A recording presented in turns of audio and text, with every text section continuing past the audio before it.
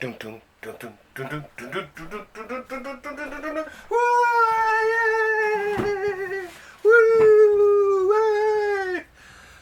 Welcome, folks. It's yet another in the Library of Graphic Literature special, and this one is what is this? October Solicits, I guess. Actually, let's double check. I think it is October Solicits. Do. I can never remember. Yeah, October Solicits. So, let's get back into our slideshow again here. So yes, so this is October Solicitations, and there's some upcoming books solicited for October, and I've said before, like I say, some people have said, "Hey, why do you do this? You always ready to talk about it when they arrive." Well, this is a sneak preview, sneaky preview. Anyway, oh yes, Wallace Ryan here, by the way. So let's get started. Here we have Choke Gasp, the best of 75 years of EC comics, and it's of course a selection of hand-picked EC comic stories. Now, of course, I do have all the, or at least all the EC archives that are out so far from Dark Horse, but I think I may pick this one up too, just to see what they've picked. Speaking of EC comics, we have Modern Love. And I'm dying to read this one. I can just imagine the EC take on Modern Love, considering that most of their stories involving marriage and all their other books involve usually marriage and a bloody axe and someone being murdered and going on trial, or mistakenly killing their wife who was in disguise as their mistress, or the other way around. Very, very bloody and violent decade, those 50s. Anyway, this one just looked too good. I had to go for it, right? So next, of course, now this I'm getting a lot of heat from some of my fellow Omnipals about the Fourth World Absolute editions that are coming out. Now, of course, I already have what I call the Black Tie Jack Kirby Fourth World 4 individual hardcover books that were put out there about 10 years ago. I also have the Fourth World Omnibus, which was put out a couple of years ago, which you could beat a herd of cattle to death with. And then there's, of course, this. Now, the main reason I'm getting this, though, I have to say, is because the artwork is big. And to me, that kind of suits the Fourth World. The Fourth World was a big vision and all that, and it deserves sort of a big format, right? I always thought that the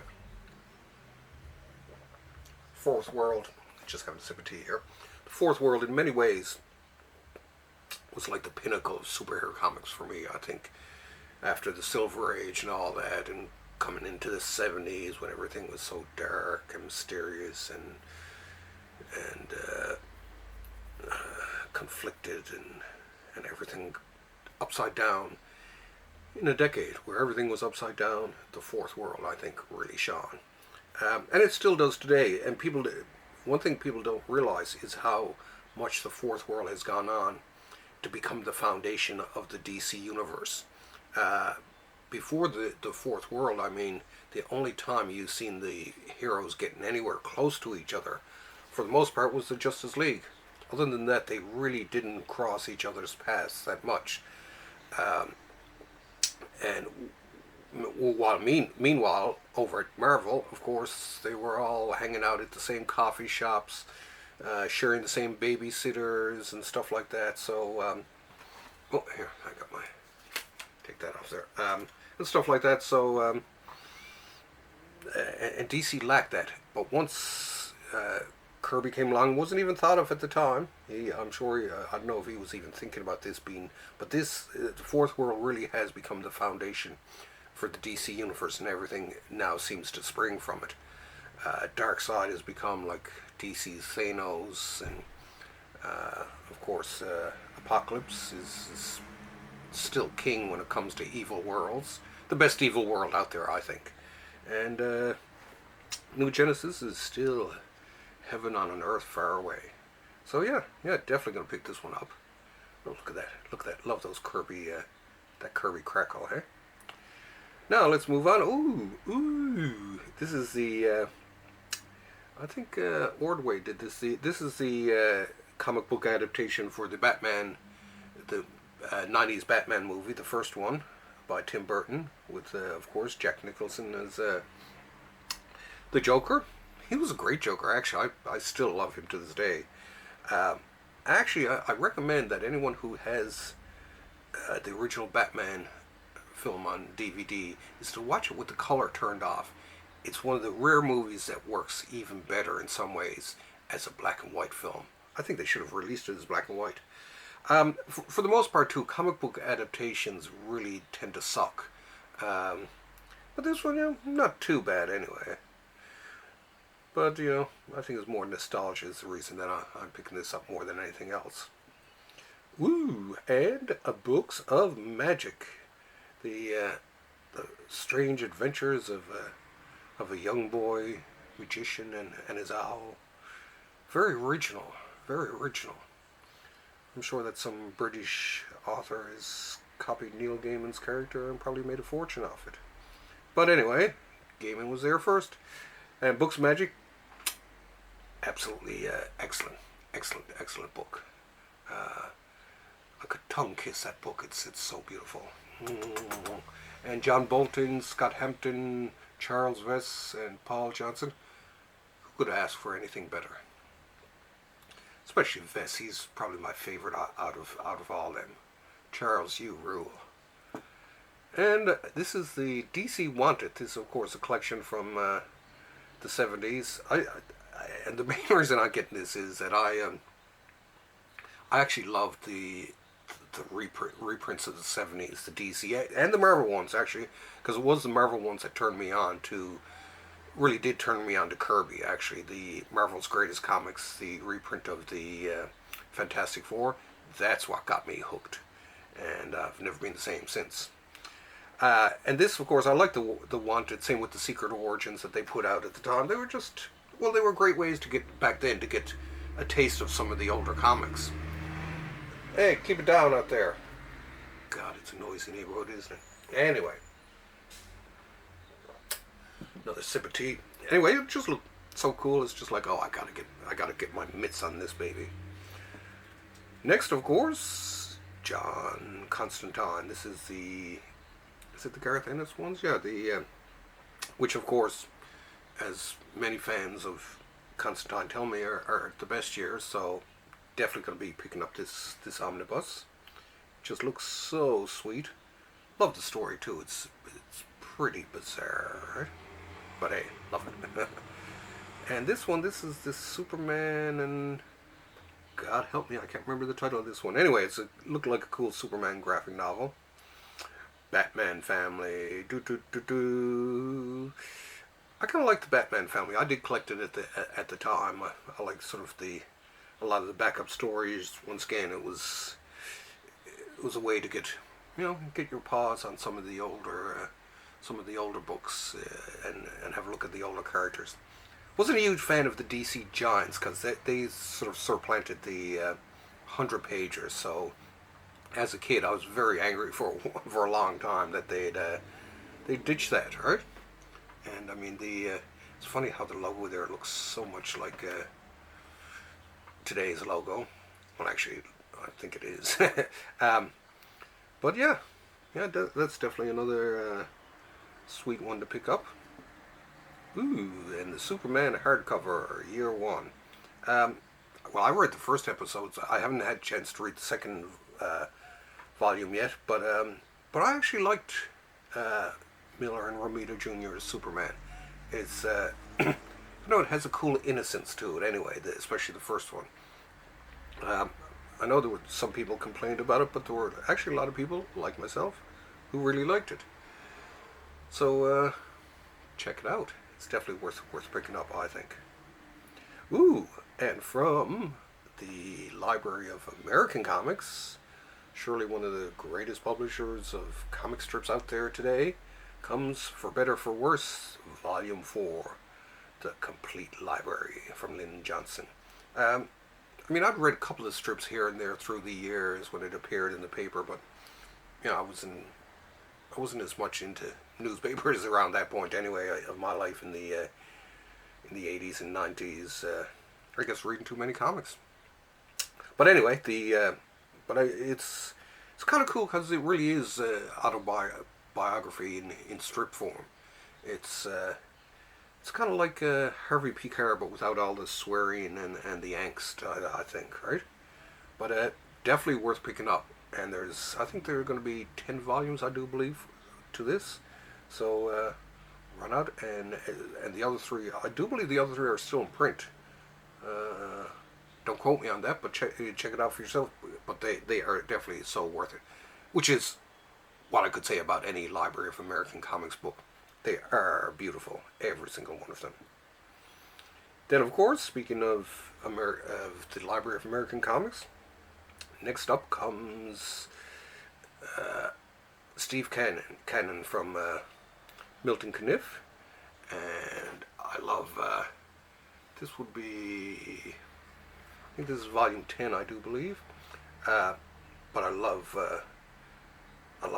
Caniff's artwork. There's just something incredible about it. His black and whites, his spotting.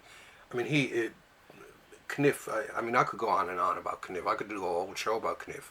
Maybe I will do a whole show about Caniff, but I mean, he's inspired so many people, from Alex Toth on up to Sam Nee,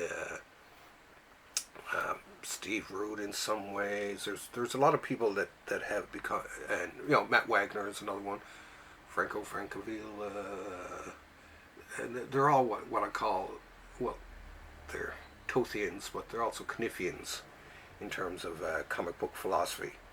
But I always liked it, very stripped down, something very elegant about Caniff's work. I loved Terry and the Pirates. I actually have to start reading these now. I've let these stack up and I'm a bit behind in my reading, so I really gotta get my crap together and catch up. Ooh, Ed Brubaker and Sean Phillips, Kill or Be Killed, the deluxe edition. Now, of course, anything, and I do mean anything, by Brubaker and Phillips, even a half-eaten sandwich by these folks, would be worth reading. No one does crime noir like these two. Although there's, I can't really say that per se, because I know David Lappin did some great noir years ago with Stray Bullets, and Bob Hall, I do believe he did it with there was a comic he did a few years ago too that was Armed and Dangerous, which was sort of in the same vein, and definitely worth picking up. I've picked up everything, all the criminals. I got as I can see them over there, I got all the criminals. I got Fatale. I got Fade Out, and I got it all.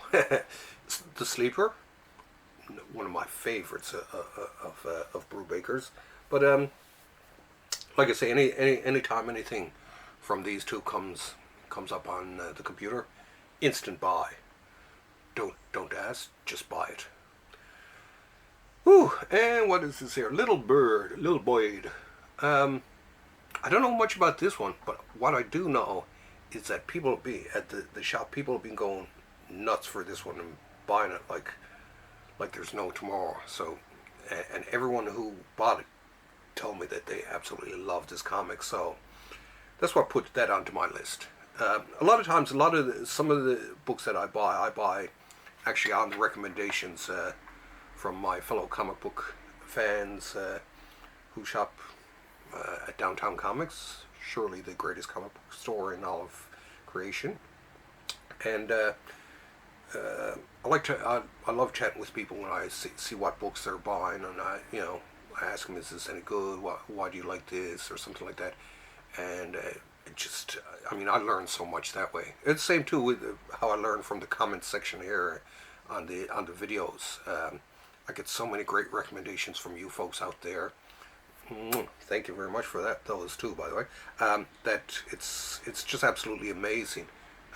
One of the books I bought this week, which I'll show next week, the Collected Topi, that came from someone recommending that to me. So keep with the recommendations, folks. I like to hear what everyone else out there is reading. But anyway, yeah, this one seems to have excited the crowds and got people up in arms. Now let's see. Oh. Okay. Ooh, Thor, Volume 19.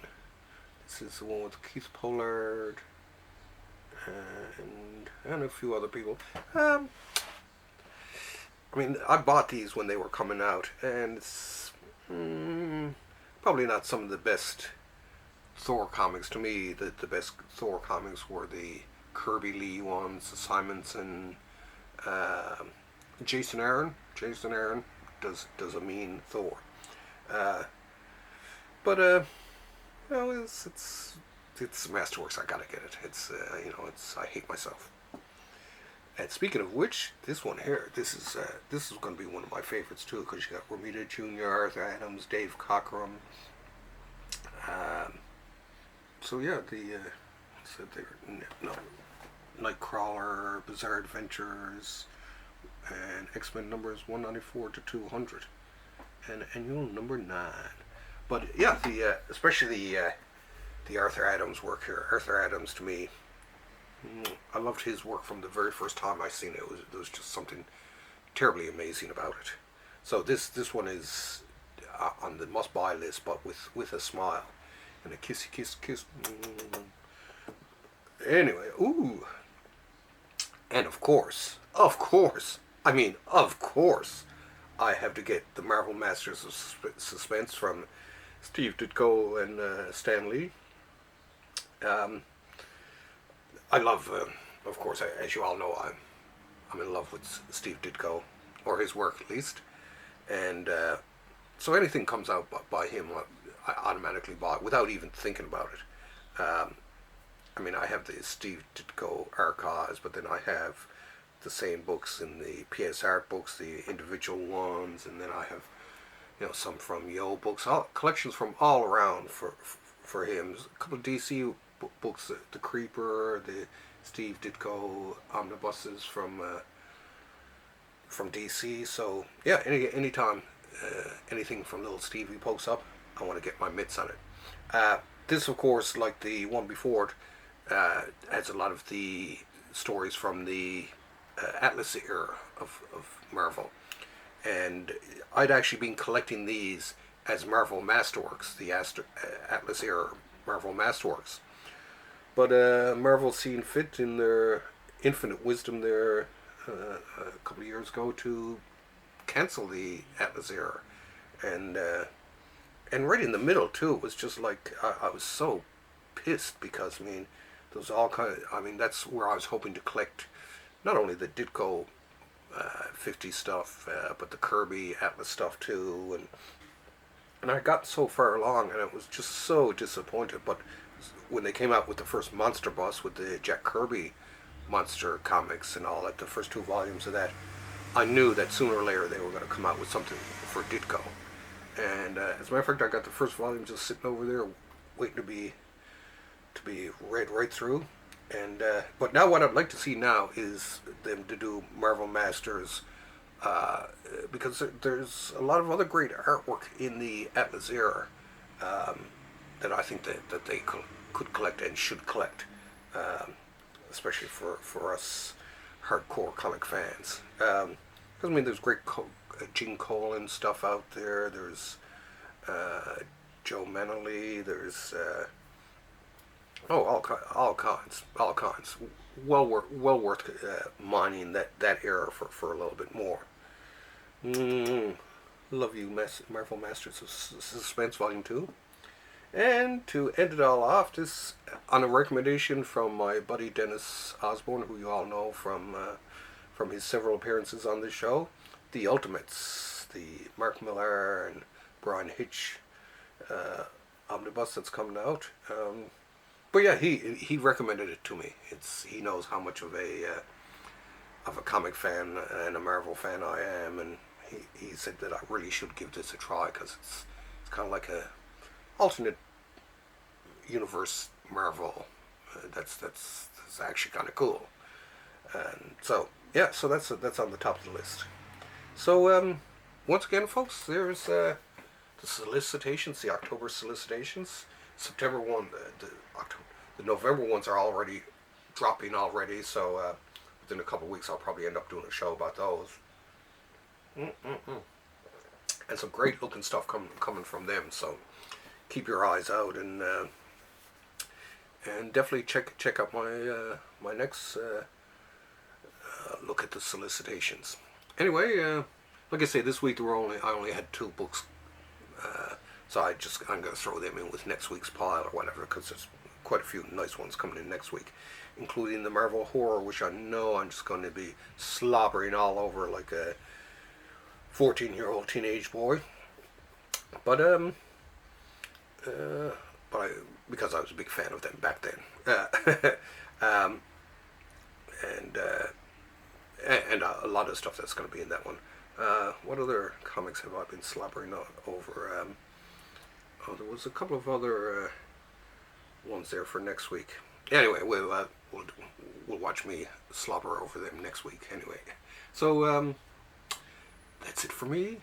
In the meantime, keep on reading comics, and I'll see you in the Library of Graphic Literature. Same time, same bat channel next week.